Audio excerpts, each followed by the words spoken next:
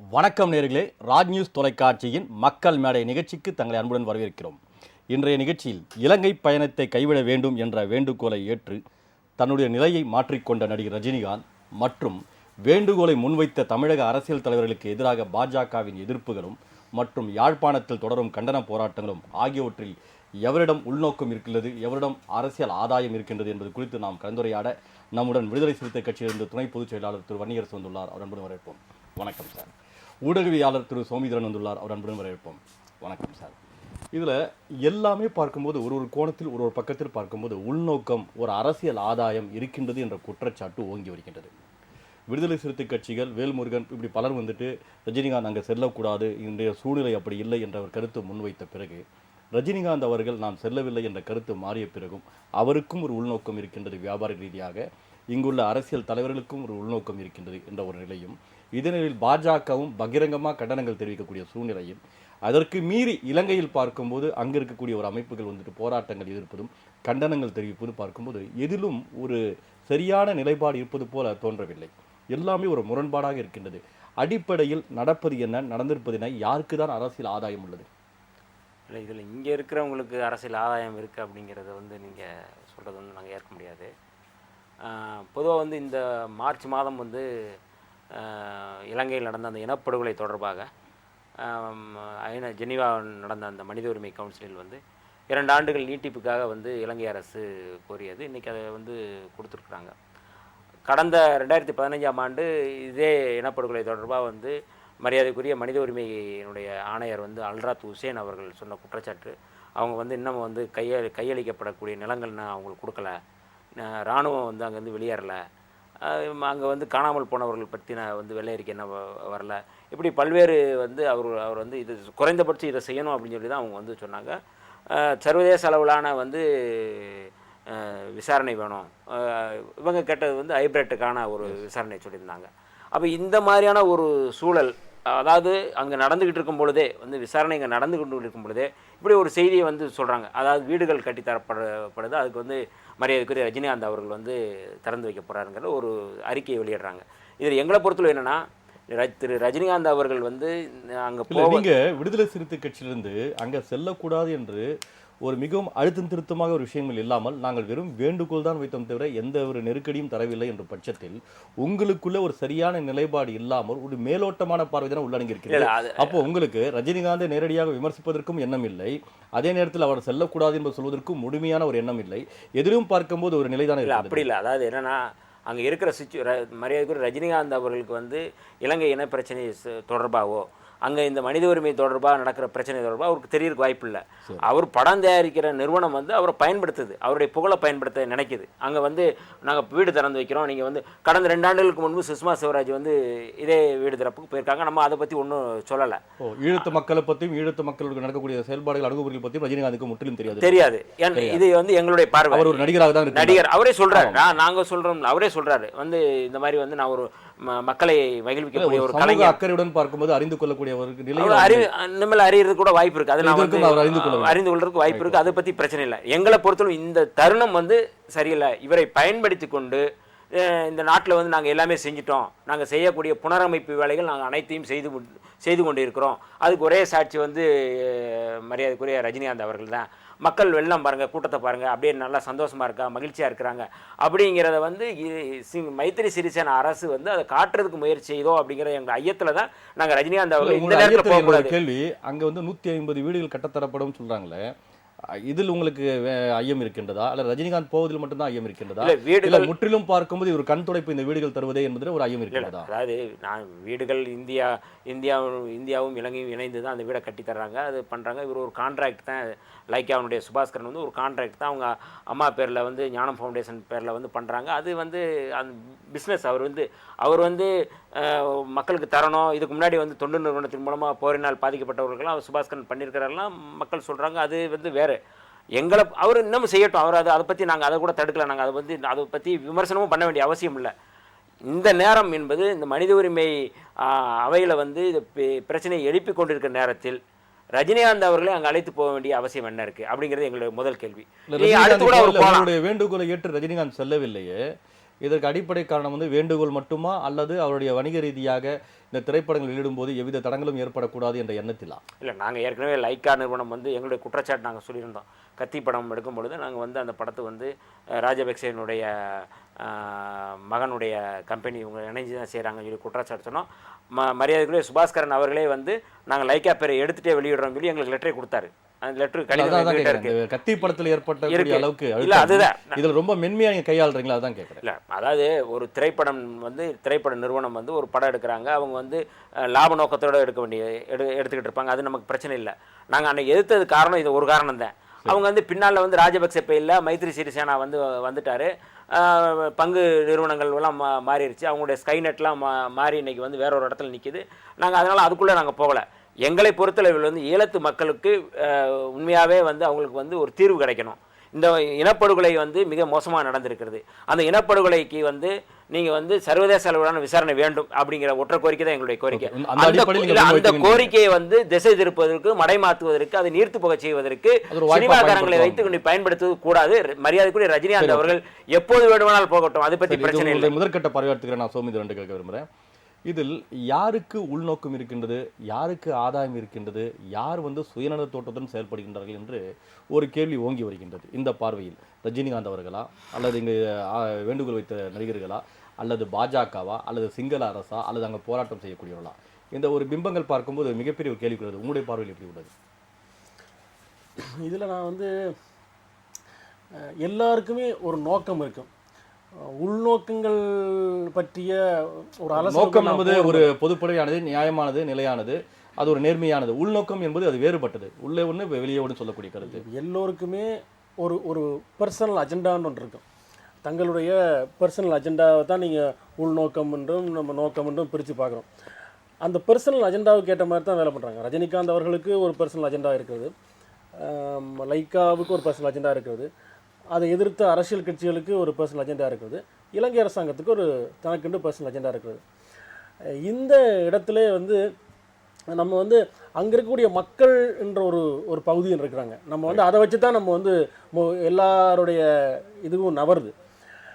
இன்றைக்கு இருக்கக்கூடிய சூழல் என்பது அங்கே களத்திலே இன்னமும் எந்த விதமான தீர்வும் கிடைக்காத ஒரு நிலைமையில் திரும்பவும் போராட்டங்கள் ஆரம்பித்து கொண்டிருக்கக்கூடிய ஒரு விஷயம் நடந்துட்டுருக்கு.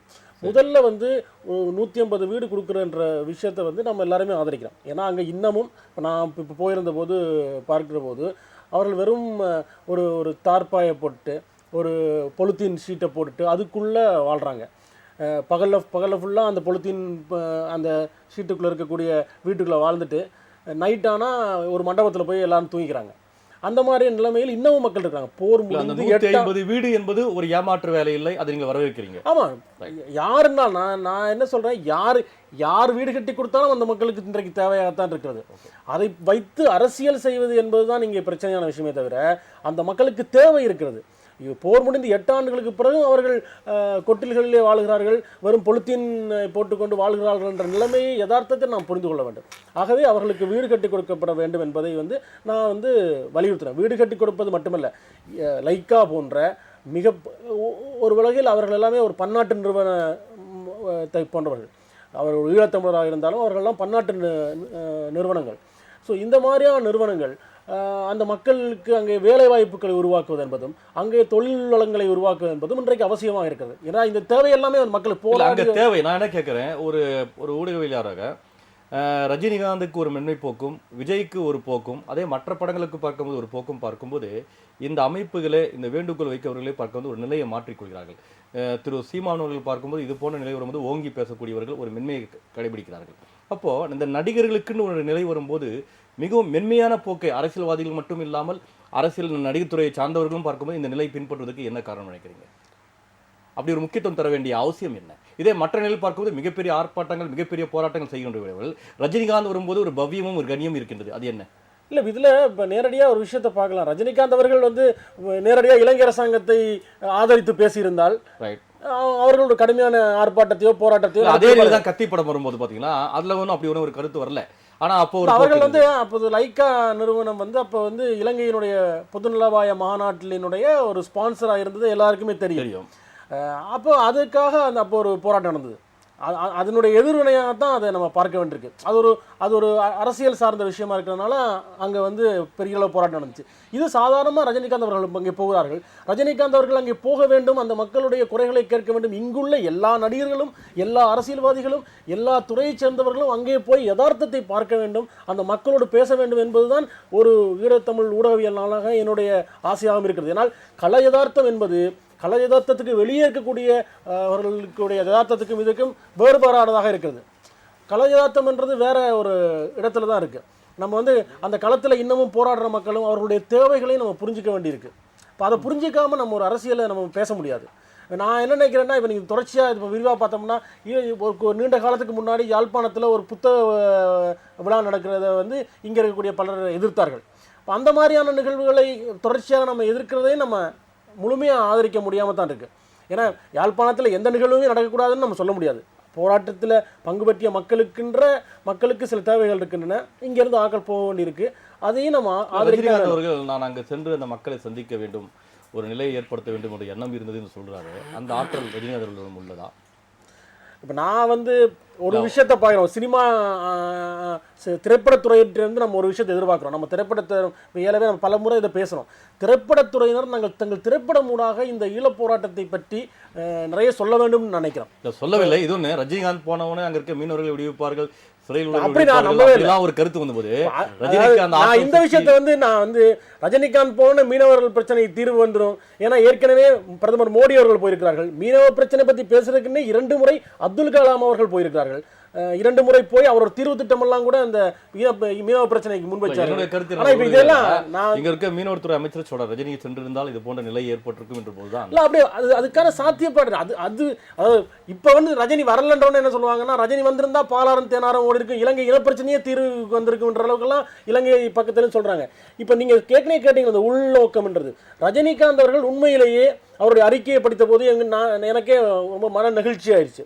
அதாவது ரஜினிகாந்த் அவர்கள் உண்மையிலேயே அந்த மக்களுடைய கஷ்டங்களை பார்ப்பதற்காக அங்கே ஒரு தொடர்ச்சியான ஒரு போராட்டம் நடந்திருக்கு, அதை பற்றிய செய்திகள் அவருக்கு போயிருக்கும். அதனால உண்மையிலேயே அந்த மக்கள் இன்னைக்கு எப்படி இருக்கிறாங்க, இன்னும் 8 வருஷமாகியும் போர் முடிஞ்சு 8 வருஷமாகியும் ஒரு தீர்வு நடக்கலையேன்றதுனால அதை பார்க்கறதுக்கு மனம் உணர்ந்து கூட போக இருந்திருக்கலாம். ஆனால் இப்பொழுது எங்களுடைய பிரச்சனை என்றால், ரஜினிகாந்த் தன்னுடைய மனம் வருந்தி அந்த மக்களை பார்க்க விரும்புகிற ஒரு செயலை இலங்கை அரசாங்கம் அரசியலாக பார்க்கிறது என்பதுதான் இப்போது அவர்கள் ரஜினிகாந்த் வந்திருந்தால் மீனவர் பிரச்சனைக்கு தீர்வு வந்து சுத்தி இருக்கின்றீங்க. இந்த உள்நோக்கம் நம்ம ஏற்கனவே சொல்றதுதான். எல்லோருக்குமே ஒரு உள்நோக்கம் இருந்து கொண்டிருக்குது. இப்ப என்ன பிரச்சனை, ரஜினிகாந்தை இலங்கை அரசாங்கம் பயன்படுத்தி கொண்டு விடக்கூடாது என்பதும் இங்கே ஒரு முக்கியமான கேள்வி. நம்ம வந்து ரஜினிகாந்த் வர முடியாதுன்னு சொல்லும் வரைக்கும் இந்த பிரச்சனைலாம் வரல. வர முடியாதுன்னு சொன்னதுக்கு பிறகுதான் இலங்கை அரசாங்கம் தான் பயன்படுத்துறதுக்கான ஒரு நிலைப்பாட்டை இருந்துச்சு அப்படின்றது. நம்முடைய நிகழ்ச்சியில் இணைவதற்காக பாஜகவின் மாநில செயலாளர் புரட்சி கவிதாசன் வந்துள்ளார். அன்புடன் வணக்கம் சார். இந்த ரஜினிகாந்த் வந்து பொதுவாக இலங்கைக்கு செல்லக்கூடாது என்ற அரசியல் தலைவர்கள் வேண்டுகோள் வைத்ததும், அதன் பிறகு ரஜினிகாந்த் அவர்கள் தன்னுடைய நிலையை மாற்றிக்கொண்டதும், அதன் பிறகு பார்க்கும்போது பாஜக எதிர்ப்பு குரல் கொடுத்ததும், அதன் பிறகு மேலும் பார்க்கும்போது யாழ்ப்பாணத்தில் போராட்டங்கள் நடப்பதும், இதில் எங்கு உள்நோக்கம் இருக்கின்றது? பாஜகவுடைய நிலைப்பாடு என்ன? இங்கே சொல்லக்கூடிய பாஜகவுடைய நிலைப்பாடா அல்ல மத்தியில் இருக்கக்கூடிய மத்திய அரசுடைய நிலைப்பாடா? இல்லை, ரஜினிகாந்துடைய இலங்கை பயணம் மாத்திரமில்லை, தமிழகத்தில் தொட்டது 90க்கும் அரசியல் பண்ணக்கூடிய ஒரு அபாயகரமான சூழ்நிலை விரும்பத்தகாத வகையில் எழுந்து வருகிறது என்பதுதான் யதார்த்தம். அது ரஜினிகாந்த் மாத்திரம் இல்லை, விஜயகாந்த் மாத்திரம் இல்லை, கமல்ஹாசன் மாத்திரம் இல்லை, யார் எந்த இஷ்யூவை எடுத்தாலும், interest of nation, interest of state, interest of தமிழினம் அப்படி எடுத்தால் கூட அதை முரண்பாடான வகையில் பார்க்கறது, எதிர்மறையாக நோக்குறது அப்படிங்கிறது தங்களுடைய அரசியல் ஜீவிதத்திற்காக இதை செய்துக்கிட்டு இருக்காங்க. குறிப்பா சொன்னோம்னா ஒரு மலிவான அரசியலை செய்கிறாங்க. ஏன் அப்படின்னா, நீங்க அதாவது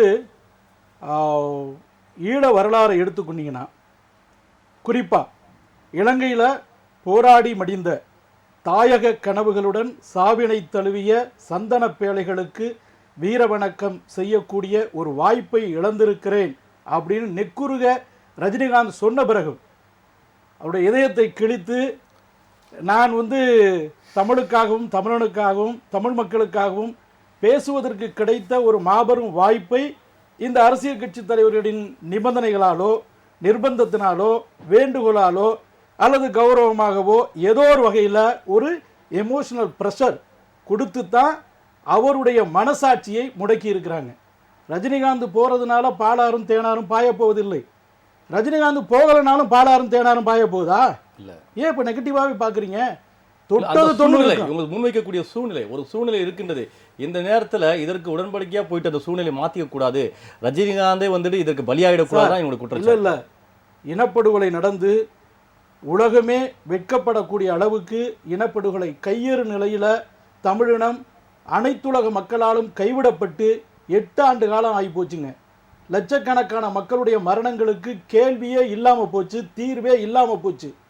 கடந்த காங்கிரஸ் திமுக கூட்டணி அரசாங்கத்துடைய மௌன சாட்சியாகத்தான் அவ்வளோ பெரிய இனப்படுகொலை நடந்தது. அதனுடைய நீட்சி இன்னைக்கு வரைக்கும் இருக்கு. ஆட்சி மாறி இருக்கிறது, ஆட்சியாளர்கள் மாறலை, காட்சி தான் மாறி இருக்குது, உருவம் மாறி இருக்கிற ஒழிய உள்ளடக்கம் ஒன்றாகத்தான் இருக்குது. அதனால் அன்னைக்கு இருக்கக்கூடிய வெளிவிவகாரத்துறை மந்திரிகள், வெளிவிவகாரத்துறை அதிகாரிகள், அன்னைக்கு இருக்கக்கூடிய வெளிவிவகார கொள்கையை உருவாக்கக்கூடிய வல்லுநர்கள், பியூரோக்ராட்ஸ் எல்லாம் அப்படி தான் போயிட்டு இருக்காங்க. அதனால நீங்க ஒரே ஒரு உதாரணம் சொல்ல முடியும். நீங்க சொன்னீங்க ரஜினிகாந்த் போவதால இல்ல ரஜினிகாந்த் சென்றாலும் செல்லவில்லையாலும் ஒன்று நடப்பதில்லைன்னு சொல்றீங்க. ஈழப் பிரச்சனையில் விபி சிங்குடைய அணுகுமுறை, ஈழப் பிரச்சனையில் திருமதி இந்திரா காந்தி அம்மையாருடைய அணுகுமுறை, ஈழப் பிரச்சனையில் அமர ராஜீவ் காந்தியுடைய அணுகுமுறை, ஈழப் பிரச்சனையில் வாஜ்பாய் அரசாங்கத்தினுடைய அணுகுமுறை, ஈழப் பிரச்சனையில் நரசிம்மராவ் அரசாங்கத்துடைய அணுகுமுறை, மன்மோகன் சிங்குடைய அணுகுமுறை அப்படின்னு வரலாறு நெடுகளையும் பார்த்தீங்கன்னா அது உங்களுக்கு யதார்த்தம் என்னன்னு தெரியும். அதனால பாரதிய ஜனதா கட்சி மத்தியில இந்தியாவிலே கோலேச்சுகிற பொழுதெல்லாம் இலங்கை தமிழர்கள் பாதுகாப்பாக ஒரு நிம்மதியான ஒரு ஒரு சமாதானமான ஒரு சுதந்திரமான ஒரு எதிர்காலத்தை நோக்கிய நம்பிக்கையில் நடந்திருக்கிறாங்க. மற்ற ஆட்சிகள் நடக்கும்போதெல்லாம் இல்லை. இப்போ பாஜக ஆட்சிக்கு வந்து எந்த நல்ல காரியம் செஞ்சாலும் சரி அதுக்கு 2வது அர்த்தம் கற்பிப்பது, ஒரு உள்ளர்த்தம் கற்பிப்பது அப்படிங்கிறது இங்க இனமொழி வச்சு அரசியல் பண்ணக்கூடிய கட்சிகளுடைய ஜீவாதார உரிமையா இருக்கு. நீங்க சொன்னீங்க ஆட்சி மாறினாலும் காட்சி மாறலையும் சொன்னீங்க. அன்றைய காங்கிரஸ் இருந்தாலும் பாஜகங்களும் எம்பிக்கள் இருந்தாங்க. நீங்கள் வந்து பாராளுமன்றத்தில் இது போன்ற ஒரு போராட்டங்கள் நடத்துனீங்க ஈழம் பிரச்சனை நடக்கும்போது. அதில் குறிப்பாக பார்க்கும்போது 90,000 விதவைகள் உள்ளார்கள். அதில் முற்றிலும் பார்க்கும் 1 லட்சம் பேர் காணாமல் போய் உள்ளார்கள்.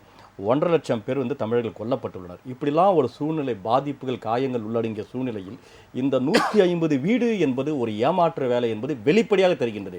அப்படி மிகப்பெரிய ஒரு துயரத்தில் இருக்கக்கூடியவர்களுக்கு ரஜினிகாந்த் சென்றவுடன் அந்த துயரமெல்லாம் நீங்கிவிடும், எல்லாம் மாறிவிடும் என்று சொல்வது எந்த ஏற்படும்? ஒரு புள்ளியில் இருந்துதான் கோலம், திடீர்னு கோலத்தை போட முடியாது. புள்ளியில் இருந்துதான் கோலம். ஏன்னா 150 வீடு 1,50,000 வீடா மாறக்கூடாதா? ரஜினிகாந்த் வந்து அகில உலக தூதரா, சமாதான தூதரா மாறக்கூடாதா? ஏன்னா பிறக்கும் பொழுதே அறிஞர்கள் பிறக்கிறார்கள். ரஜினிகாந்த் வந்து அரசியல் தலைவர்கள் பிறக்கிறார்களா? இல்லையே. காலமும் சூழலும் தான் ஒரு தலைவனை உருவாக்குகிறது. சரி, எனக்கு ஒரு சந்தேகம். இப்போ ரஜினிகாந்த் அவர்களை லைக்கா நிறுவனம் அழைக்கின்றதா அல்லது பாஜக அனுப்புகின்றதா என்ற ஒரு சந்தேகம். இல்லைங்க, இது லைக்கா தான். ஆனா எங்க தரப்புல சம்பந்தம் இல்லாம குற்றம் சுமத்துவதனால எங்களுடைய ரோலை நாங்க உங்க பக்கம் எந்த விதத்துல குற்றம் சுமத்தப்பட்டது சொல்றீங்க நீங்க? ரஜினிகாந்த் செல்லக்கூட தான் வேண்டுகோள் வைத்தாங்களே தவிர எங்க மத்திய அரசை பத்தி எதுவும் பேசலையே யாருமே. இல்ல, அதாவது ரஜினிகாந்த் அவர்கள் சமீபத்தில் கங்கை மரன் பார்த்ததுக்கு பிறகு, ரஜினிகாந்த் அவர்கள் மோடி அவர்களை சந்தித்த பிறகு, ரஜினிகாந்த் அவர்கள் பாரதிய ஜனதா தலைவர்களை மரியாதை நிமித்தமாக சந்தித்த பிறகு ரஜினிகாந்த் அவர்களுடைய பின்னணியில் பாஜக இருக்குமோ அப்படிங்கிற அச்சத்தினால தான் இல்ல அந்த அச்சத்தை அந்த எண்ணத்தை நீங்க தான் உருவாக்குனீங்க. ரஜினிகாந்த் எங்கள் பக்கம் இருக்கின்றார், ரஜினிகாந்த் எங்கள் யாருமே சொல்ல. இன்னைக்கு பாத்தீங்கன்னா கங்கை மரன்களும் ரஜினிகாந்த் எங்களுக்கு ஆதரவு தெரிவித்து விட்டார் அப்படின்னு அவர் தான் சொன்னார். பிறகு ரஜினிகாந்த் அவர்கள் மறுக்கின்றார்கள். இங்க யார் அந்த பிம்பத்தை ஏற்படுத்த நீங்க தானே உருவாக்குறீங்க. நாங்க என்ன கேட்கிறோம், ரஜினிகாந்த் திமுக ஆதரிக்கிறாரா? சரி, பாஜக ஆதரிக்கிறாரா? திமுக ஆதரிக்கிறாரா? பாஜக ஆதரிக்கிறாரா? நான் கேட்கிறேன், திமுக ஆதரிக்கிறாரா? இல்ல. அதிமுகவுடைய 3 அணிகளை ஆதரிக்கிறாரா? இல்ல. அப்புறம் வேற இங்க இருக்கக்கூடிய இன்ன பிற அமைப்புகளுடைய வேட்பாளர் ஆதரிக்கிறாரா? இல்ல. இல்ல. நாடு நல்லா இருக்கணும். யார் ஆதரிக்கிறாங்க? இல்ல, நீங்க மற்றவர்களை ஆதரிக்கவில்லை என்றால் இம்ப்ளைடு மீனிங் எங்களை ஆதரிக்கிறாருன்னு தான் அர்த்தம். ஏன்னா அவருக்கு எப்போதுமே ஒரு தேசிய சிந்தனை உண்டு, தேசிய பார்வை. அப்படி இதே வார்த்தை தான் கங்கை மரனும் வெளிப்படையா சொன்னாரு. ரஜினிகாந்த் எங்களை ஆதரிக்கிறாருன்னு. அடுத்த கட்டமே பார்க்கும்போது அந்த ஒரு நட்பு ரீதியான சந்திப்பை வந்துட்டு வேறு விதமாக அரசியல் ஆதாயம் தேடணும்னு உடனே ஒரு மறுப்பு தெரிவிக்கிறார். நீங்க பாஜக வந்து இந்த கருத்துல ஒரு விஷயம்னா இல்ல இல்லங்க மனித உரிமை இல்ல, அவையில ஒரு இந்தியாவோட ஸ்டாண்ட் இருக்குல்ல, பாரதிய நாங்க ஜனதா நடுநிலையா கட்சி இருக்கணும் இந்தியா சொல்லுதுல, பாரதிய இவரோட ஜனதா பத்தி கட்சி பார்த்தோம்னா எந்த நடிகர் நடிகை பின்னாடி வந்து கட்சி வளர்க்கணும் ஆட்சியை பிடிக்கணுங்கிற லட்சியம்லாம் எங்களுக்கு கிடையாதுங்க. முழுக்க முழுக்க நரேந்திர மோடியுடைய உலகம் புகழும் அப்படி நீங்க உங்களுக்கு அப்படி ஒரு எண்ணம் நோக்கம் இல்லைன்னா அவங்களா உங்களுடைய கட்சியில பல பாடுபட்டவர்கள் இருக்கின்றாங்க. அப்ப கங்கை மரங்கள் எடுத்து நீங்க உடனே வந்துட்டு அப்படி இல்ல, ஏன் கங்கை மரன் கொடுக்க கூடாதா? நான் அப்படி கேட்கல. நீங்க சொன்னீங்களா நடிகர் நடிகைகள் அந்த திரைப்படத்துறை சார்ந்தவர்களுக்கு முக்கியத்துவம் நம்பி நாங்க வாழலன்னு. பாரதிய ஜனதா கட்சியில போஸ்டர் ஒட்டியவர், ஒரு காலத்துல போஸ்டர் ஒட்டியவர் தான் நிதின் கட்கரி. இன்னைக்கு எவ்வளவு பெரிய தலைவரா இருக்கிறாரு அப்படிங்கிறது தெரியும். நீங்க நடிகர்னு சொன்னீங்க, அதை மையப்படுத்தி வந்தேன். நான் ஏன் நடிகர் ஒன்றும் தீண்டத்தகாதவர்கள் கிடையாது, கொடுக்கலாமே. சரி, ஓகே. நான் திருவண்ணி அது பாதிக்கப்பட்ட மக்களுக்கு மறுவாழ்வு பணிகள் செய்வதையோ குறை கூறவோ எதிர்க்கவோ நான் இல்லை என்று திருமாவளவர்கள் தெரிவிக்கின்றார்கள். அதே நிலையில் வைகோர்கள் என்ன சொல்கின்றார்கள் என்றால், இத்தனை பேர் இறந்த பிறகு, இத்தனை விதவைகள் இறந்த பிறகு, தமிழர்களை கொன்று குவித்த பிறகு இந்த 150 வீடு என்பது ஒரு வெளிப்படையான ஒரு ஏமாற்று வேலை என்று அவர் சொல்கின்றார். அப்போது உங்களுக்குள்ள கருத்தில் பாருங்கள், இந்த 150 வீடு என்பது முழுமை பெறுவான் என்ற ஒரு சந்தேகம் இருக்கின்றது. அப்படி பட்டும் படாத மாதிரி பார்க்கும்போது இந்த 150 வீடு நாங்கள் எதிர்க்கல, தரதை பற்றி எதிர்க்கல, லைக்காவே எதிர்க்கல, நாங்கள் வந்து ரஜினிகாந்த் மட்டும் போகக்கூடாதுன்றீங்க. அப்போ உங்களுடைய கருத்தில் இது மிகப்பெரிய ஒரு ஆழமான ஒரு நிலைப்பாடு எதுவுமே இல்லைன்னு தெரியுது. இல்லை, அதாவது இதில் ரொம்ப முக்கியமான விஷயம் என்னென்னா, நான் ஆரம்பத்திலே சொன்னேன், நான் வீடுகள் கட்டித்தரது நம்ம சோமிதரன் சொன்னது போல் 150 வீடுகள் இல்லை, எவ்வளோ வேணாலும் இந்த மக்களுக்கு வீடு கட்டி கொடுக்கணும். வீடு வந்து தேவைப்படும், யார் வேணாலும் கட்டி கொடுக்கலாம். சில பேர் குத்தம் எடுத்திருக்காங்க. பற்றி பேசுறது மன்மோகன் சிங் பேசுனா அது தவறு. மன்மோகன் சிங் அவர்களுடைய ஆட்சி காலத்திலே 20,000 வீடுகள் அறிவிக்கப்பட்டு அங்கே இந்திய அரசாங்கத்தால் வீடுகள் திட்டங்கள் ஆரம்பிக்கப்பட்டு நிறைய வீடுகள் கொடுக்கப்பட்டிருக்கிறது. பிரதமர் மோடி அவர்கள் போன போது கூட யாழ்ப்பாணத்திலே நடைபெற்ற அந்த விழாவிலே அவர் 100 வீடுகளை கையளித்திருந்தார். அந்த வீடுகள் தொடர்ச்சியாக கையளிக்கப்பட்டு கொண்டிருக்கிறது. அங்கே வீதிகள் போடுவதிலே இந்திய அரசு நேரடியாக இறங்கி இருக்கிறது. அங்கே மின் திட்டங்களில் இந்திய அரசு இறங்கி இருக்கிறது. அங்கே யாழ்ப்பாணத்துக்கு போகிறத வண்டியை இந்திய அரசு தான் யாழ்ப்பாணத்துக்கு வழங்கி இருக்கிறது. யாழ்தேவி போகிறத வண்டி வந்து இந்திய அரசு வழங்கிய இதுதான். இதெல்லாம் நடந்துட்டே இருக்கு, இந்த அபிவிருத்தி திட்டங்கள் நடந்துட்டு இருக்கு. எதிராக இப்ப யாழ்ப்பாணத்தில் போராட்டம் நடக்கின்றன, கண்டன குரல்கள் ஓங்கி வருகின்றன. அதனில் பார்க்கும்போது இங்க பாஜக எந்த ஒரு நிலையை ஏற்படுத்தியதோ அதே நிலை தான் அங்க வருகின்றது. ஆனால் உங்களுடைய அடிப்படை நிலைப்பாடு என்னன்னா, இது வந்து அரசுடைய தூண்டுதல் என்ற ஒரு குற்றச்சாட்டு முன்வைக்கிறீங்க. எந்த அடிப்படையில்? இல்லை, நாங்கள் ஆரம்பத்திலே சொன்னோம், இது வந்து லைக்கா குரூப் வந்து அங்கே வேலை செய்கிறவங்க, அவங்களோட வந்து இணக்கமாக இருக்கிறவங்க வந்து அந்த நீங்கள் வந்து அந்த துண்டறிக்கை அவங்களுடைய அந்த பிளக்கார்ட்ஸ் எல்லாம் பார்க்கும்போதே தெரியுது, அது வந்து தப்பு தவறுமாக இருக்கிறதெல்லாம் நம்ம வந்து பார்க்குறோம். நாங்கள் அதுக்குள்ளே போகல. இல்லை இது இல்லை, நீங்கள் லைக்கா சரியா தவறாங்கிறத தெளிவாக சொல்லுங்க.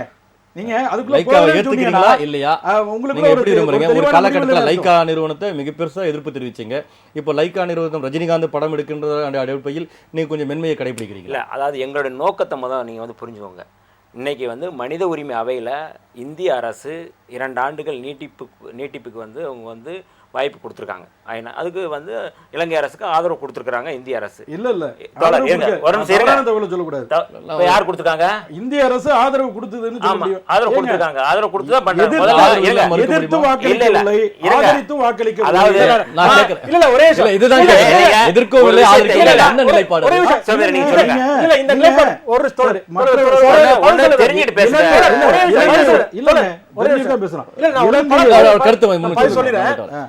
அவர் சொன்ன அதே வாதத்தை முன்வைத்து தான் சொல்றேன். அவர் சொன்னார்ல, திமுக இருக்குதா, இதா இருக்குதா, அதை இருக்குதா, யாரையுமே அர்த்தம் சொன்னார்ல, அதே மாதிரி தான் சொல்றேன். இந்திய அரசு தமிழர்கள் ஆதரிக்கல.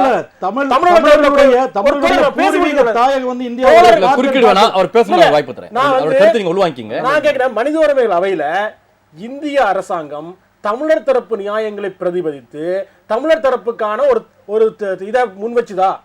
அப்படி முன்வைக்கலாம் என்ன அர்த்தம்? அவருடைய பார்வையில சொல்றேன், புடிச்சது அப்படின்னா என்ன அர்த்தம்? அது இல்ல தமிழர்களுக்கு எதிராக இருக்கிறதா அர்த்தம். அவருடைய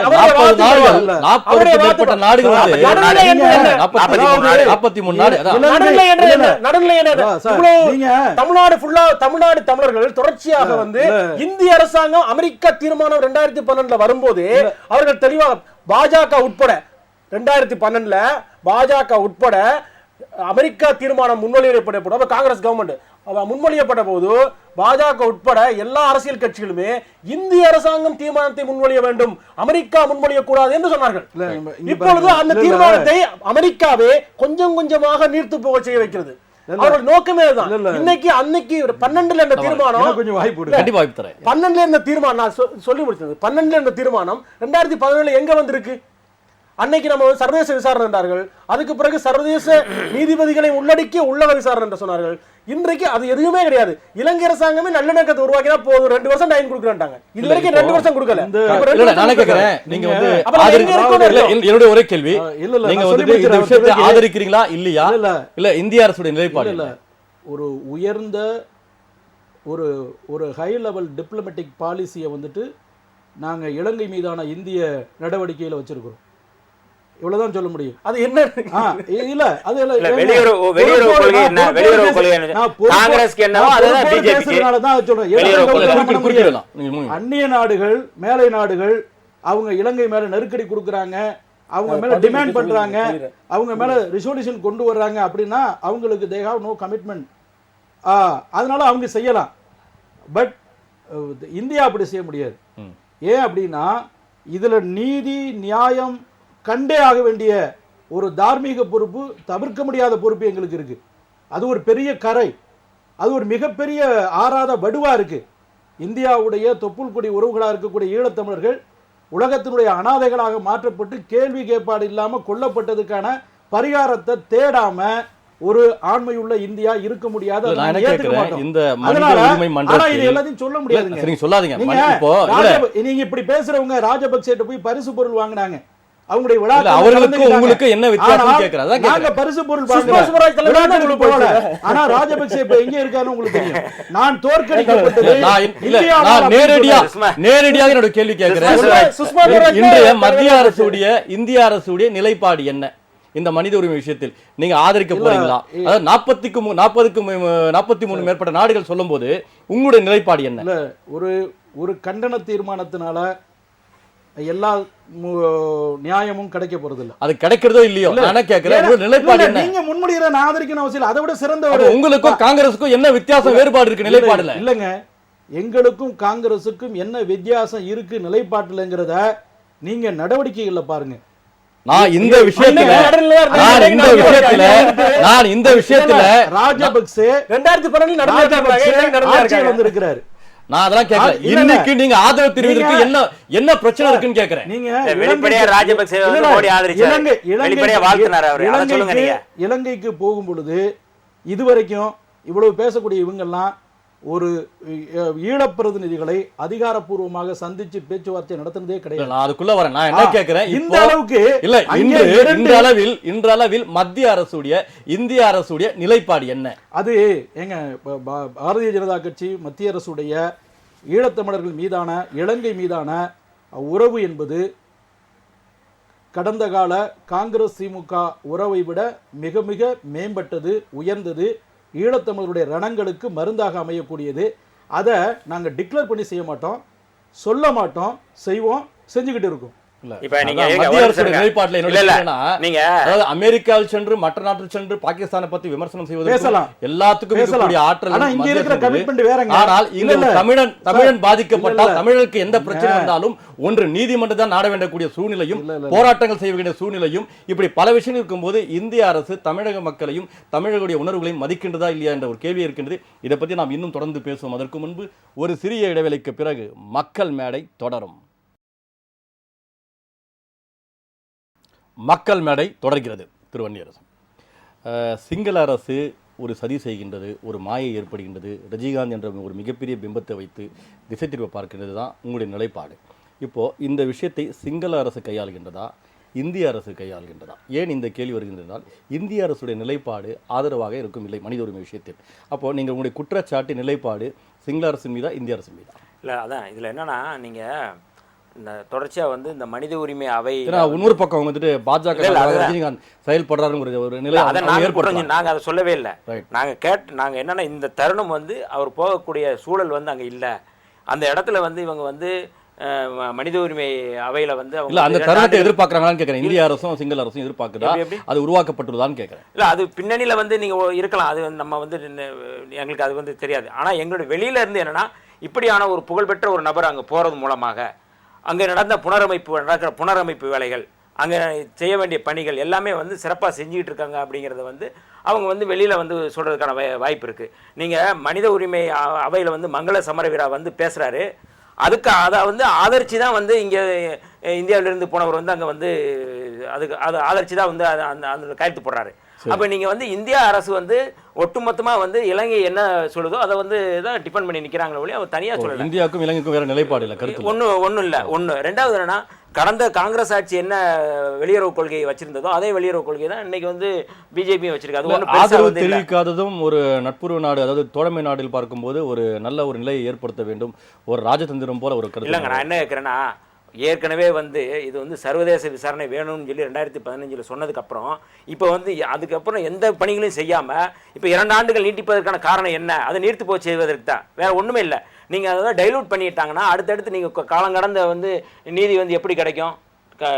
தாமதிக்கப்பட்ட நீதி வந்து அது நீதி ஆகுமா? அது அப்போ அது இல்லை. அப்போ எங்களை பொறுத்தவரை என்னென்னா, ரஜினிகாந்த் அவர்களை முன்னிறுத்தி அவர்கள் வந்து இந்த வந்து நாங்கள் எல்லா வேலையிலும் செஞ்சிட்டோம் பாருங்க அப்படின்னு உலக ஏமாற்றுவதற்காக காட்டப்படுகிற ஒரு வேலை அப்படிங்கிறதுனால நாங்கள் வந்து அதனால நாங்கள் வந்து என்னன்னா, சரி இது நீங்க வந்து இந்த நேரத்தில் போகாதீங்க, நீங்க அடுத்தடுத்து நீங்க போறதுக்கு வாய்ப்பு இருக்கு. நான் என்ன கேட்கிறேன், இந்திய அரசுனா ஒரு அரசுக்குன்னு ஒரு பொறுப்பு இருக்கின்றது. நீங்கள் சொல்லக்கூடிய கருத்து போல ஒரு அரசு பின்பற்ற முடியாது. அதனோட நுணுக்கங்கள் செயல்பாடுகள் எல்லாம் பார்க்கும்போது நாட்டுடைய வளர்ச்சியை முன்னோக்கி தான் அவர் செய்ய வேண்டும். அந்த அடிப்படையில் பாஜக அரசு செயல்படுது என்றால் நீங்கள் ஏற்றுக்கொள்வீர்களா? இல்லை, அதாவது பிஜேபி அரசு வந்து இலங்கை தமிழர்கள் மீதோ இலங்கையில் வந்து ஏதோ ஒரு நியாயம் கிடைக்கணும், அவங்களுக்கான வந்து நீதி கிடைக்கணும் அப்படிங்கிறது எந்த அளவுக்கு வந்து அக்கறை இல்லை பிஜேபி அரசுக்கு. அது வந்து கடந்த காலத்தில் என்ன தான் அப்படியே கொண்டு வராங்க. ஒரே ஒரு உதாரணம், பிரிட்ஜோ வந்து சுட்டு கொண்டாங்க, இலங்கை அரசு அறிவிச்சிட்டான் நாங்கள் சுட்டு கொள்ளலைன்ட்டான். அப்போ யார் சுட்டு கொண்டது? அப்போ இந்தியா சுட்டு கொண்டதா?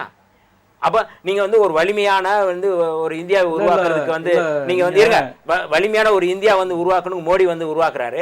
ஆனா ஒரு நாடு வந்து நாங்க சுட்டுக் கொள்ளல, நாங்க சுட்டுக் கொள்ளல.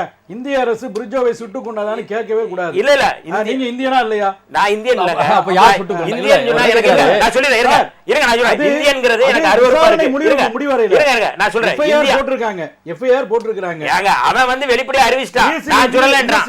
அப்ப நீங்க வந்து இந்தியா சொல்லணுமா இல்லையா? நட்புறவுன்னு சொல்றீங்களே, எங்க இருக்குன்றதுன்னு கேக்குறேன். மீனவர்கள் தொடர்ச்சியாக கைது செய்யப்படுகின்றார்கள், படகுகள் வந்து பறிக்கப்படுகின்றது, அப்புறம் கொல்ல சுடுகின்றார்கள், இப்படி நிலையெல்லாம் இருக்கு. அப்புறம் நீங்க தமிழகத்தை தவிர்த்து அந்த நட்புணர்வு இருக்கு. 500க்கு மேற்பட்டவர்கள் சுட்டுக் கொலைப்பட்ட செய்யப்பட்ட போது அதிகாரப்பூர்வமான இந்திய அரசினுடைய நிலைப்பாடு இலங்கை இந்திய அரசினுடைய நட்பு நாடு என்பதுதான். சரி, அதான் இந்த 3 ஆண்டு காலத்துல அது மாதிரி எதுவும் நடக்கல. துரதிருஷ்டவசமாக யாருமே ஏற்றுக்கொள்ளல. ஒரு பிரிட்ஜோ கொலை செய்யப்பட்டிருக்கிறார். இந்த கொலையாளிகள் யார் அப்படின்னு கண்டுபிடிக்கப்பட்டு சட்டத்தின் முன்பாக நிறுத்தப்பட்டு தண்டிக்கப்படுவார்கள். அதுல எந்த மாற்றமும் இல்ல. ஒரு நாட்டுடைய நேர்மையான அணுகுமுறை, நேர்மையான நிலைப்பாடு, நேர்மையான செயல்பாடு என்றால் மனித உரிமை விஷயத்தில் பார்க்கும்போது ஆதரவு தெரிவித்திருக்கலாம். இந்தியா 500 பேருக்கு மேல கொல்லப்பட்ட போது ஒரு எஃப்ஐஆர் கூட இந்தியன் நேவல் போர்ஸ்லயோ அல்லது கோஸ்ட் கார்ட்லயோ அல்லது இங்க இருக்கிற போலீஸ்லயோ ஒரு எஃப்ஐஆர் கூட போடல. எத்தனை பேர் பேசுறாங்க? 500க்கு மேற்பட்டவர் சுட்டுக்கொலை. நான் கேக்குறேன் 500 பேர் இல்ல, நீங்க முதல் முறையாக இல்ல நான் கேக்குறேன், இலங்கை அரசினால் 500 பேர் சுட்டுக் கொல்லப்பட்டிருக்குன்னு சொல்றீங்க இல்லீங்களா? இதே மாதிரி இந்த நட்புறவு சொன்ன கணக்கு தான். இல்லங்க, அண்டை நாட்டுல இது மாதிரி கொன்றவர்கள் யாராவது உண்டான்னு கேக்குறேன். யாரு? நம்முடைய மீனவர்களை இல்ல, பொதுவா வந்து உலகம் முழுவதுமே மீனவர்களை கொள்ளு. அரபிக்கடல்ல கூட கொள்ளலையா? நான் கேட்கிறேன், நீங்க சொல்லக்கூடிய புள்ளிவிவரத்தை மையப்படுத்திக் கொண்டு இது போன்ற அண்டை நாடோ பாகிஸ்தானோ சைனாவோ மற்ற நாட்டையோ உங்களால் சொல்ல முடியுமா? அப்படி சொல்ல முடியாத பட்சத்தில் இலங்கையுடைய நிலை தெரியும் அல்லவா? சர்வதேச கடல் சார்ந்த சட்டங்கள்ல மீனவர்கள் எல்லை தாண்டுகிற பொழுது, கடல் சம்பந்தமான குற்றங்கள் நடக்கும் பொழுது, எல்லை கோடு சம்பந்தமான அத்துமீறல் குற்றங்கள் நடக்கும் பொழுது அவங்கள கைது பண்ணுவாங்க, சிறையில் அடிப்பாங்க, ப்ராசிக்யூட் பண்ணுவாங்க, ஹேண்ட் ஓவர் பண்ணுவாங்க, நடவடிக்கை எடுப்பாங்க. இதுதான் உலகம் ஏற்றுக்கொண்ட ஐநா அவை போன்ற பன்னாட்டு அமைப்புகள் ஏற்றுக்கொண்ட அமைப்பு நடைமுறை. ஆனால் இதுக்கு முற்றிலும் விரோதமா இலங்கை வந்துட்டு ஒரு கொலை பாதகத்தை செய்கிறது அப்படிங்கிறது தான். கடந்த காலத்தில் 500க்கு மேற்பட்டவர்கள் கொல்லப்பட்டிருக்கிறாங்க. பாரதிய ஜனதா கட்சி மத்தியில் ஆட்சிக்கு வந்த பிறகு ஒருவர் கூட கொலை செய்யப்படலை. தாக்குதல் நடந்திருக்கு, கைதுகள் நடந்திருக்கு, ஆனா கொலை செய்யப்படல. நீங்க சொல்லக்கூடிய விஷயங்கள் காங்கிரசுடைய ஆட்சி காலகட்டத்திலும் பார்க்கும்போது அந்த ஒரு நிலைப்பாட்டில் போனால் அது ஒரு நிலை ஏற்படவில்லை. பாஜக மட்டும் இல்ல ஏற்படல. தவறி இந்த சம்பவம் ஏற்பட்டிருக்கு. இதுவும் வந்துட்டு ஒரு நள்ளிரவு கடந்த நேரத்தில், அதிகாலை நேரத்தில் நடந்திருக்கு. எல்லை பிரச்சனை இருக்கு. அது மாதிரி போஸ்ட்மார்ட்டம் செய்யப்பட்டிருக்கு. ஆவணங்கள்லாம் கலெக்ட் பண்ணிக்கிட்டு இருக்கிறோம். இன்வெஸ்டிகேஷன் நடந்துகிட்டு இருக்கு. உலகத்தின் மிகச்சிறந்த ஜனநாயக நாடு, ஒரு உலகத்தின் மிக மிக வலிமை மிக்க ஒரு பிரதமர் இந்த பிரிட்ஜோ படுகொலையை விட்டுக் கொடுக்க மாட்டார், விட்டுக் கொடுக்க மாட்டோம். கடல் தாமரை மாநாட்டில் என்ன வாக்குறுதி கொடுத்தீங்க மீனவர்களுக்கு ஞாபகம் இருக்குதா? ஆமா, தனி அமைச்சரை உருவாக்கும்னு சொன்னீங்க. என்ன ஆச்சு சார்? இப்ப வந்துட்டு சாகர் மாலான்ட்டு ஒரு அற்புதமான திட்டம். பழைய நான் திட்டத்தை கேட்கல. தேர்தல் காலகட்டத்தில் கடல் தாமரை என்ற மாநாட்டில் ஒரு வாக்குறுதி கொடுத்தீங்கல்ல, அந்த மக்களுடைய அந்த மீனவர்கள் பிரச்சனை தீர்ப்பதற்காக அது என்ன ஆகணும்னு கேட்கறேன். அதான் நீங்க மாரியம்மன் கோவிலுக்கு எல்லாம் போனீங்கன்னா குழந்தைங்க அம்மா பார்த்துருச்சு அப்படின்னா அந்த குழந்தைய உயிரை கொடுக்க சொல்லி முந்தானி பிச்சை எடுப்பாங்க, பார்த்துருப்பீங்க. அது மாதிரி பாரத தாயை போல இருந்து கொண்டிருக்கக்கூடிய மூத்த தலைவர் சுஷ்மா ஸ்வராஜ்ஜி அவர் தான் வாக்குறுதி கொடுத்தார். அவங்க தான் முந்தானை பிச்சை எடுத்தாங்க. இலங்கை அரசை வந்துட்டு, அதாவது நீங்க கம்பேர் பண்ணும் பொழுது இலங்கை வந்து இந்தியாவோடு எந்த வகையிலும் போட்டி போட முடியாது. ஆனால் அது ஒரு அகில உலக அவையில ஒரு நாடு. என்னுடைய கடல் தாமரை மாநாட்டில் நீங்க கொடுத்த வாக்குறுதி என்ன ஆனது சார்? அந்த வாக்குறுதியை நோக்கி அந்த வாக்குறுதி அதை நோக்கி நீங்க செல்வதாகவும் ஒரு முயற்சி எடுத்ததாகவும் எதுவுமே இல்லையே. இல்ல சார், நீங்க இப்போ வந்துட்டு வாக்குறுதி நிறைவேற்றலாம் சொல்லுங்க, வாக்குறுதி கொடுங்க. இல்ல அந்த வாக்குறுதியை நோக்கித்தான் நாங்க நடைபோட்டு கொண்டிருக்கிறோம். குறிப்பா இப்போ சாகர் மாலான்ட்டு ஒரு அபரிவிதமான ஒரு திட்டத்தை கொண்டு வந்திருக்கிறோம். இந்தியாவுடைய கடற்கரை தொழிலை இல்ல நீங்க நல்ல திட்டம் கொண்டு வாங்க, அதை பத்தி இல்ல நான் கேட்டது. நீங்க வாக்குறுதி கொடுத்தீங்கல்ல, அந்த வாக்குறுதி நிறைவேற்றப்பட்டதா ஒண்ணு கொண்டு வர்றதுனால உடனே எல்லாம் முடிஞ்சிருமா? இல்ல அதான் கேக்குறேன். அப்ப ஏன் சொன்னீங்க? அப்ப ஏன் சொன்னீங்க அந்த மாநாட்டுல மக்களுக்கு ஆதரவு கொடுத்தீங்க, நீங்க மாதிரி வாக்குறுதி கொடுத்தீங்க? ஸ்பெஷலை பண்ணி பார்க்கலாம் அப்படிங்கிறது தான். ஒரு தேர்தலுக்கு முன்பு ஒரு பார்வை, தேர்தலுக்கு பிறகு ஒரு பார்வையா? இல்ல நாங்க எதையும் சொன்னதை கைவிட மாட்டோம். நிச்சயமா நிறைவேற்றுவோம். ஓகே திரு சோமேந்திரன், அந்த அண்டை நாடுகள் சொல்லும்போது நட்புறவை நாம் மேம்படுத்த வேண்டும், நட்புடன் செயல்பட வேண்டும் என்ற ஒரு நிலைப்பாடு. இப்படி அண்டை நாடில் பாஜகவுடைய நிலைப்பாடு ஒரே நிலையில் செயல்படுகின்றதா? ஒரே நிலைப்பாட்டில் ஒரே நிலைக்கோட்டில் மத்திய அரசு செயல்படுகின்றதா? நீங்கள் அது குறிப்பாக மீனவ பிரச்சனையை அடிப்படையாக வச்சு இந்த கேள்வி கேட்குறீங்கன்னு நினைக்கிறேன். இல்லை, இது இலங்கையை விட மற்ற நாடுகள் தான் வந்து இந்திய மக்கள் மீது ஆதிக்கம் செலுத்தியுள்ளார்கள், இல்லை கொண்டுள்ளார்கள், இல்லை ஏதாவது செய்துள்ளார்கள் சொல்ல முடியுமான்னு கேட்குறேன். இல்லை, இந்த பிரச்சனை நீங்கள் வந்து ஒரு தனித்துவமான பிரச்சனை. மீனவர் பிரச்சனை தனித்துவமான பிரச்சனை. இலங்கை கடற்படை மீனவர்களை கொலை செய்வது என்பது ஒரு நீண்ட ஒரு ஒரு வரலாற்றின் தொடர்ச்சி தானது. அவர்கள் வந்து தனியே வந்து அது இலங்கை கடற்படைக்கும் தமிழக மீனவர்களுக்கும் இடையிலே இருக்கக்கூடிய அந்த வன்மம் தான். இல்லை, என்னுடைய கேள்வினா இந்த அண்டை நாடுகளில் இப்போ பாகிஸ்தான் என்றால் உடனே ஒரு சிறு பிரச்சனை ஏற்பட்டாலும் பொங்கிடக்கூடிய மத்திய அரசு, இலங்கை அரசு எது செய்தாலும் பார்க்கும்போது எதுவுமே வாய் துறக்காமல் சட்ட ரீதியாக நாங்கள் அனுமதி சொல்றாங்களே, அந்த ஒரு நிலைப்பாடு இலங்கை அரசோட இந்தியா இலங்கையை கையாளும் அரசியல் நிலைப்பாட்டை நீங்கள் கடந்த 30 வருஷம் பார்த்தீங்கன்னா 30 வருஷத்தில் அதனுடைய நிலைப்பாட்டில் மாற்றம் இருக்குது. 80களின் இறுதியில் இந்திய டிப்ளோமேட்ஸ் எடுத்த அந்த முடிவு, அந்த டேர்ன் தான் வந்து இலங்கையை மென்போக்காக கையாளுகிற ஒரு முடிவு. ராஜீவ்காந்தி அரசினுடைய காலத்தில் அந்த முடிவு எடுக்கிறாங்க. அப்போ அந்த மென்போக்காக கையாளுற முடிவு இப்போ இருக்கிற முடிவுன்றது அதுதான். சைனா வந்து உள்ளே வந்திருக்கான். மஹிந்த ராஜபக்ஷவை வந்து இந்தியாவும் அமெரிக்காவும் உலகம் ஃபுல்லாவும் சேர்ந்து ஒரு கொலையை விடுதலை புலிகள் அளிப்பதற்கு மஹிந்த ராஜபக்ஷவை பயன்படுத்தி கொண்டேன். வெற்றியேற்றிய மஹிந்த ராஜபக்ஷ அதற்கு பிறகு இவர்களுடைய சொற்களை கேட்காமல் தன்னிச்சையான முடிவுகளை சைனாவுடைய ஆதரவோடு எடுக்க ஆரம்பித்தது தான் மஹிந்த ராஜபக்ஷையை இந்தியாவும் இணைந்து மாற்றியது. எல்லாருக்குமே தெரியும். அஜித் தோவல் வந்து எலெக்ஷனுக்கு முதல் நாள் வந்து இலங்கையில் இருந்தார். அதுக்கு பிறகு தான் மைத்திரிபால சிறிசேனா வந்து ஆட்சிக்கு வர்றாரு. அப்போ ரொம்ப தெளிவாக தெரியும் இந்தியாவுடைய கை வந்து மைத்திரிபாலனுடைய ஆட்சி மாற்றத்திலே இருக்கிறது, மஹிந்தவை மாற்றி இருப்பதில் இருக்கிறது. இது வந்து ஒரு விஷயம்னா சைனாவை வெளியே போக செய்து இந்தியா வந்து தன்னுடைய இதை உள்ள வர்றது தான் நோக்கம். ஒரு காலத்தில் வந்து இந்தியாவுடைய டூல்ஸாக தமிழர்கள் நடந்தார்கள். இந்தியாவினுடைய டூல்ஸாக இந்தியா பயன்படுத்தக்கூடியவர்களாக ஈழத்தமிழர்கள் இருந்ததாக இந்தியா நம்பியது. அந்த ஒரு காலகட்டம் இருந்தது. அதற்கு பிறகு இந்த டூல்ஸ் இந்தியாவுக்கு தேவையற்று போய்விட்டார்கள். விடுதலை புலிகளுடைய காலத்துக்கு பிறகு இந்தியாவால் பயன்படுத்த முடியாத ஒருவர்களாக தமிழர்கள் மாறினார்கள். இல்ல, நான் கேட்கிறேன், மத்திய பாஜக அரசு எப்பொழுதுமே எந்த சூழ்நிலையும் நாங்கள் ராஜபக்சேக்கு எதிரானவர்கள் என்ற ஒரு கருத்தும் இல்ல, இது வந்து இல்ல, அங்க இருக்கக்கூடிய பாஜக, அரசுக்கு எதிரான காங்கிரஸ் கருத்தும் பிரிக்க சொல்லல. தேவையில்லை. இது ஆனா வந்து இவங்களுக்கு இந்திய தெளிவான ஒரு அரசு தோற்றம் இருக்குது. நாங்கள் பிரபாகரனை ஏற்றுக்கொள்ளவில்லை, இவங்க ஒரு தெளிவான தோற்றம், தெளிவான பார்வை இருக்கின்றது. அப்படியே பார்க்கும்போது அவங்க வெளிப்படையா தானே இருக்கிறாங்க. நீங்க சொல்லும்போது உள்நோக்கம் இருப்பது போல எதுவுமே இல்லையே. அவங்களாம் வெளிப்படையா சொல்லியிருக்காங்க. இல்ல, ரொம்ப தெளிவா வந்து இந்திய அரசு வந்து பிரபாகரன் மீதான காங்கிரஸ் அரசாங்கத்தின் பார்வை, விடுதலை இதுல ஒரு அளவுக்கு இருக்குங்களா?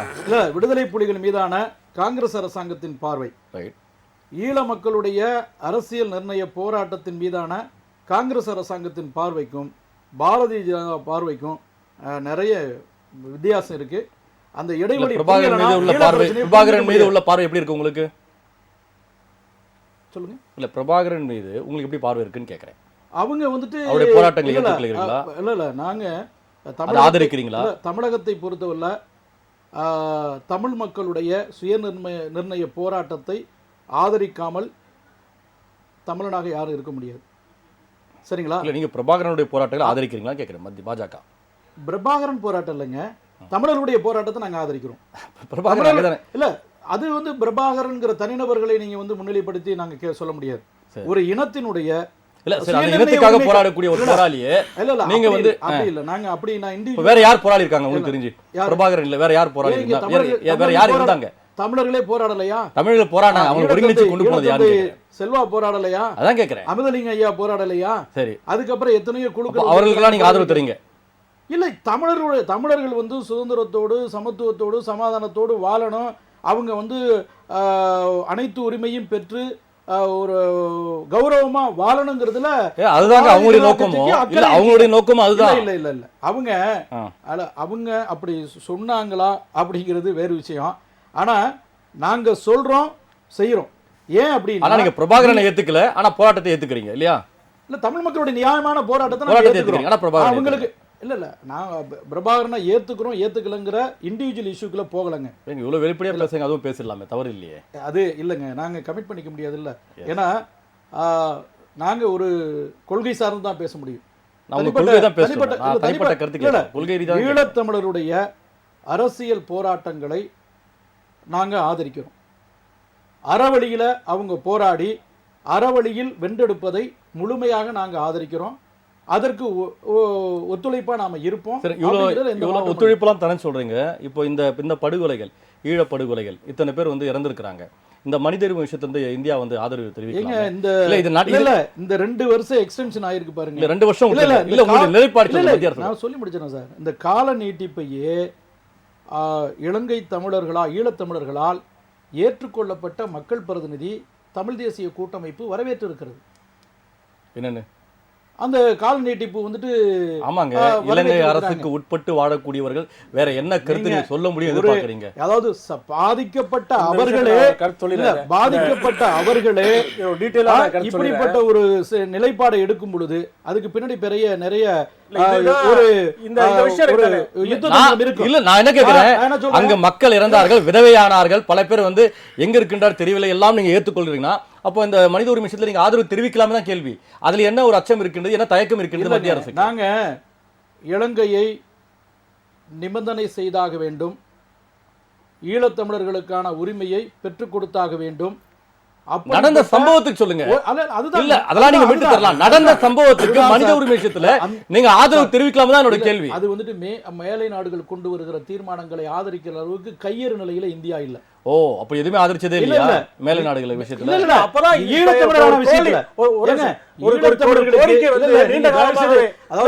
காங்கிரஸ் காலத்துல சொல்லி முடிச்சிடறேன். இந்தியாவுடைய ரோலை முதல்ல புரிஞ்சுக்கங்க. எடுத்தோம் கௌத்தம்னே போகாதீங்க தயவு செய்து. இதுவரைக்கும் ஈழம் வந்துட்டு இன்றைக்கு இந்த அளவுக்கு ஒரு நெருக்கடியை, இவ்வளவு துயரமான சூழ்நிலையை சந்தித்து பெறுவதற்கு காரணம் வந்து இந்தியாவுடைய பங்களிப்பை நேர்மறையா பயன்படுத்துவதற்கான யுக்தியை கையில எடுக்காதனுடைய விளைவுதான். இனியாவது எடுங்க. இந்தியாவை புறக்கணிச்சு அதை வந்து எந்த ஈழத்தலைவர்கள் சொல்லுவாங்க, இந்தியாவை புறக்கணித்து ஈழம் கிடையாது, ஈழத்து மக்களுக்கு இந்தியா ஆதரவு இல்லை அப்படின்ட்டு அந்த மனித உரிமை விஷயத்துல ஆதரவு தெரிவிக்காது இந்திய அரசு. இல்ல இதுல சார், இதுல என்னன்னா, நீங்க 2009 போர் முடியுது. போர் முடிஞ்சதுக்கு அப்புறம் பிஜேபி அரசு வந்து அவங்க ஆட்சி அமைக்கிறாங்க. வெளியில வந்து போர் முடிஞ்சதுக்கு அப்புறம் எங்க சார் வரும்? இருங்க போர் முடிஞ்சல போர் இருங்க ஒரு நிமிஷம் இருங்க தேர்தல் வருது, தேர்தல் தவறான வருது, தகவல். காங்கிரஸ் ஆட்சி பிடிக்குது, காங்கிரஸ் வந்து அதுக்கப்புறம் வந்து வீடு கட்டி கொடுக்குறாங்க. அவங்க என்ன வாக்குறுதி கொடுத்தாங்களோ, அவங்க என்ன கட்டட அவங்க புனரமைப்பு வேலைகளுக்கு என்னென்ன செஞ்சாங்களோ அதை அப்படியே ஃபாலோ பண்ணிட்டு பண்றாங்க. பிஜேபி கண்டினியூட்டி தான், கன்டினியூட்டி தான், வேற ஒன்றும் மாற்றம் எக்ஸ்ட்ரா புதுசா ஒண்ணும் இல்ல. இருங்க ஒரு நிமிஷம் நான் சொல்றேன். இருங்க இல்ல கண்டினியூட்டிங்க, நீங்க இருங்க தோழர் இருங்க, நீங்க பேச தெளிவா சொல்றீங்க. கண்டினியூட்டி புதுசா ஒண்ணும் இல்லன்ற. அப்ப இது வந்து கன்டினியூட்டி ஒன்றும் புதுசா ஒன்றும் செய்யல, இது அப்படியே வருது.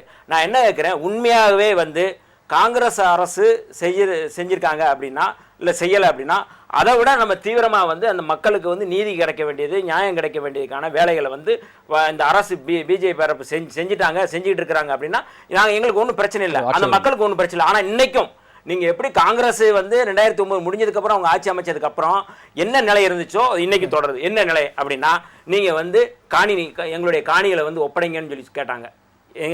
மக்களுடைய காணிகளை வந்து இந்த சிங்கள இராணுவம் வந்து கைப்பற்றிருக்கு, அந்த நிலங்களை வந்து ஒப்படைக்கலை. ஒன்று, நீங்கள் வந்து எங்கள் மக்களுக்கு உள்ள வந்து நீங்கள் வந்து ஒருத்தருக்கு வந்து 10 இராணுவ வீரர்கள் அடிப்படையில் வந்து இராணுவத்தை நீங்கள் வந்து கட்டமைச்சிருக்கீங்க, அதை வெளியேற்றுங்க இராணுவத்தை அப்படின்னு சொன்னாங்க. அதுவும் வெளியேறலை. இன்னமும் வந்து இந்த மாணிக் ஃபார்ம்ங்கிற மாதிரியான ஒரு வதை முகாம்கள் இருக்குது, அது என்ன நிலவரம் அப்படின்னு கேட்டால் அதை பற்றி இன்னும் வந்து எதுவும் சொல்லலை. காணாமல் போனவர்களை பற்றின வந்து அறிக்கை கொடுங்க அப்படின்னு சொன்னாங்க, அதை பற்றி நீங்கள் சொல்லலை. நீங்கள் இப்போ இவ்வளவு பிரச்சனை இருக்குன்னா இன்னமும் வந்து முள்வேலி முகாமில் இன்னும் இருக்கிறாங்க. நம்முடைய தோழர் சொன்ன பாலித்தீன் இதில் வந்து வீடு அமைச்சு இன்னமும் அப்படியே இருக்கிறாங்க எல்லாம். இப்போ நான் என்ன கேட்குறேன், பிஜேபி கவர்மெண்ட் வந்ததுக்கு அப்புறம் இது எல்லாம் மாறிடுச்சா? அப்ப மாறல. இருக்க நான் சொல்லி முடிக்கிறேன். அப்ப மாறல. மாறினதுக்கு அப்புறம் நீங்க நிலைப்பாடு எடுத்துறீங்க அப்படின்னு சொல்லல. நீங்க வந்து இருங்க, அதுக்கப்புறம் நீங்க ஐநா அவையில வந்து இந்த 2 ஆண்டுகள் நீட்டிப்பு கேட்கறாங்க. நான் என்ன கேட்கிறேன், மரியாதைக்குரிய மனித உரிமை ஆணையர் அல்ராத் ஹுசேன் அவர்கள் மிக அழகா சொன்னாரு. எனக்கு வந்து அதிருப்தியும் விரக்தியும் ஏற்படுது. எங்க சொன்ன அங்கேயே சொல்றாரு, கோபம் வருது எனக்கு. இவங்க செய்யற இலங்கை அரசும் அதுக்கு ஆதரவாக செயல்படுறவங்களை பார்த்து எனக்கு மிகவும் வந்து கோபமும் விரக்தியும் தான் வருது அப்படின்னு தான் அவர் சொல்றாரு. என்ன காரணம் அப்படின்னா, நான் சொன்னது இல்லை, சர்வதேச விசாரணையின் மூலமாக அவருக்கு நீதி கிடைக்கணும். நடந்தது அங்கே நடந்து இனப்படுகொலை. அப்போ இனப்படுகொலைக்கு நீதி கிடைக்கணும் அப்படின்னா நீங்கள் இந்த இவ்வளவு விஷயங்கள் இன்னும் செய்யாமல் இருக்கிறாங்க. இன்னமும் வந்து 2 ஆண்டுகள் நீட்டிப்பது என்பது, இதை நீடிப்பது என்பது, இதை டைலூட் பண்ணுறது, இது நீர்த்து போக செய்வதற்கான ஒரு வேலை. ஆகவே வந்து இந்திய அரசு உடனடியாக இதுக்கு வந்து நீங்கள் வந்து நீட்டிப்புக்கு ஆதரவு கொடுக்கக்கூடாது. நீங்கள் 43 நாடுகள் வந்து ஆதரவு கொடுக்குது, நீ மட்டும் நடுநிலைமை வைப்பது என்பது, நீங்கள் அடிச்சு சாகடிக்கிறோட நீங்கள் வந்து வேடிக்கை பார்க்கறது போல தான் இது. இதை விட அதை நடந்த படுகொலையை விட நீங்கள் வேடிக்கை பார்ப்பது என்பது, நடுநிலை என்பது மிக அபத்தமானது. அவங்களுக்கு என்ன நியாயம் கிடைச்சிருக்கு? ஏதாவது ஒரு இடம் சொல்லுங்க. ஒண்ணுமே கிடைக்கல. காணாமல் போறவரை பத்தி வெள்ளரிக்கை கொடுங்கன்னு சொன்னாங்க. இந்த அரசு ஏதாவது பண்ணிச்சா? எதுவுமே பண்ணல. அவரோட குற்றச்சாட்டு நீங்க விளக்கம் இல்ல. இப்ப நீங்க இதுல மனசாட்சியோடு நடுநிலையோடு நம்ம சார்ந்த அமைப்பு கட்சி இதுக்கெல்லாம் அப்பாற்பட்டு ஒரு தமிழனா இல்லைனா மனிதனா இது சிந்திச்சோம்னா நல்லா இருக்கும்.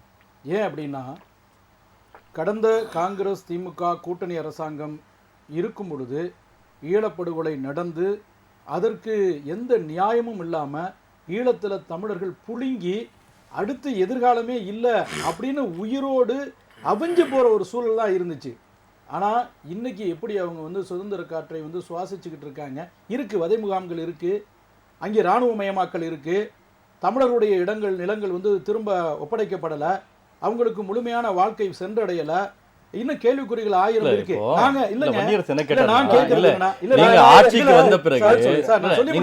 வந்த பிறகு இது போன்ற புதிய திட்டங்கள் கொண்டு வந்தீங்க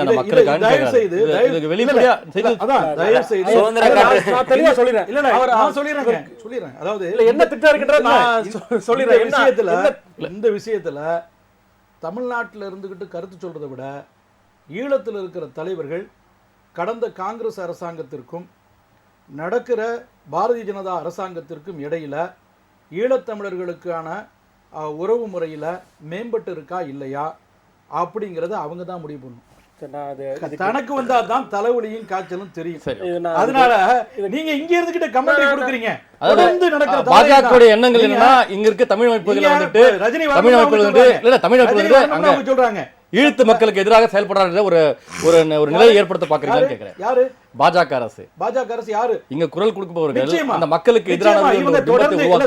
நீங்க தொடர்ந்து ஒரு வலிமையான உலகத்தின் மிகப்பெரிய ஜனநாயக நாடா இருக்கக்கூடிய ஒரு அரசாங்கத்தை ஈழத்தமிழர்களுக்கு ஆதரவான திசை வழியில கொண்டு போகாம பொறுப்பற்ற முறையில எதிர் திசையில கொண்டு போனீங்கன்னா அது தொடர்ந்து அந்த ஈழத்தமிழர்களே கேட்பாங்க.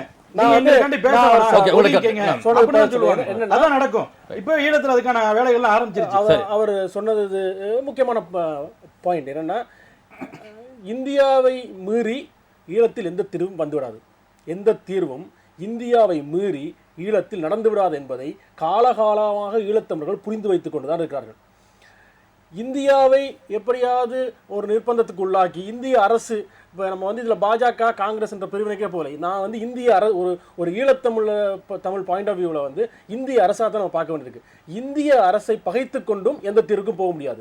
இந்திய அரசை பகைத்து கொண்டதனால்தான் பல அழிவுகளுக்கு இந்திய அரசு துணை போய் நின்றதுன்றதை நம்ம வரலாற்றை பார்க்குறோம். இன்றைக்கு என்னன்னா, நீங்க ஆட்சி அழித்தலும் இந்திய அரசு, இந்திய அரசு இல்லாம நீங்க ஆயுதம் கொடுத்த இந்திய அரசு தான், அழிச்சது இந்திய அரசு தான் எல்லாருக்குமே தெரிஞ்சு போச்சுல்ல. அப்ப இந்திய அரசை பகைத்து கொண்டு எதுவுமே நடக்காது. நீங்க இந்திய அரசை பைபாஸ் பண்ணி வேற ஒரு நாட்டு உதவியை கொண்டு வரது இந்திய அரசு தான் காரணம்ன்றீங்க. பைபாஸ் பண்ணி இந்திய அரசை பைபாஸ் பண்ணி வேற ஒரு நாட்டோட உதவியை தமிழர்கள் பெற்றுவிடவும் முடியாது.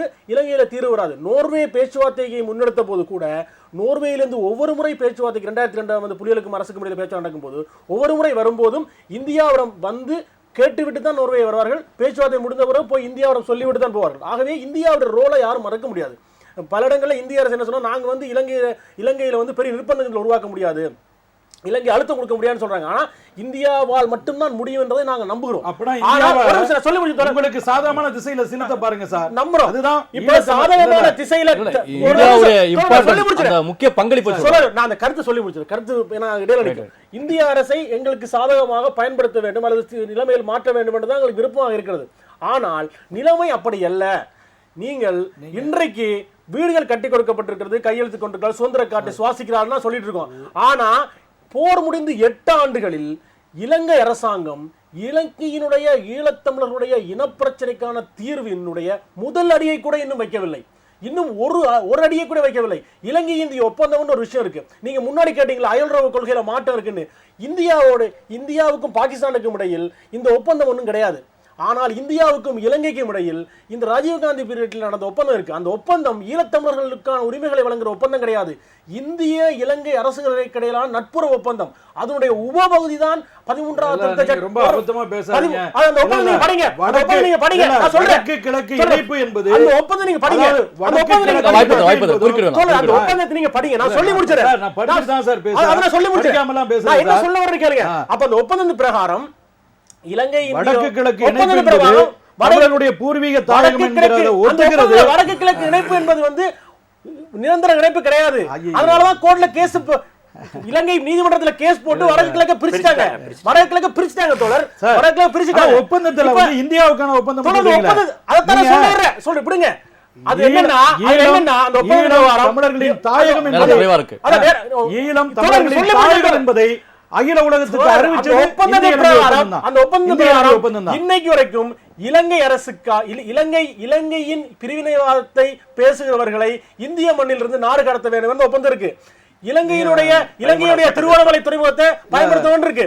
அதே மாதிரி ராணுவ பயிற்சியை இந்தியா வழங்க வேண்டும் என்று இருக்கு. சோ இதெல்லாம் இருக்கு. நான் இப்ப என்ன சொல்ல வந்தேன்னா, அந்த 13வது திருத்தத்தை கூட இதுவரைக்கும் இந்த போர் முடிந்த 8 ஆண்டுகளில் இந்தியாவால் இலங்கை ராஜபக்சே வாக்குறுதி கொடுத்த பிரணாப் முகர்ஜிட்ட, அதற்கு பின்வந்த பாஜக கூட இதுவரைக்கும் 13வது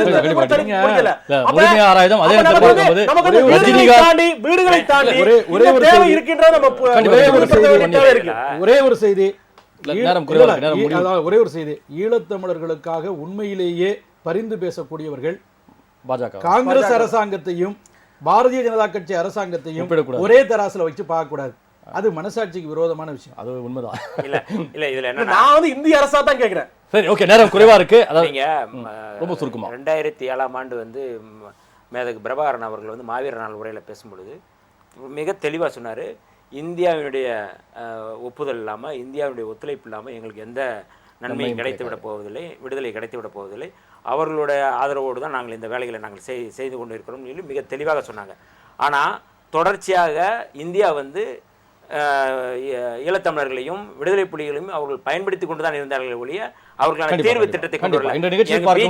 காங்கிரஸ் ஒரே நிலைப்பாட்டில் தான் இருக்காங்க அப்படிங்கிறது எந்த மாற்று கருத்தும் இல்லை. ரஜினிகாந்த் என்ற ஒரு மிகப்பெரிய பிம்பத்தை ஏற்படுத்தி ஒரு விழாவை நடத்தி அங்கே சிங்களர்களையும் தமிழர்களையும் ஒன்றாக அமர வைத்து இந்த உலகத்திற்கு வேறு விதமாக காட்டக்கூடிய ஒரு சூழ்நிலை சூழ்ச்சி உள்ளடங்குகிறதா என்பதை பற்றி நாம் முழுமையாக ஆராய்ந்தோம். உங்கள் மூவருக்கும் மிக்க நன்றி.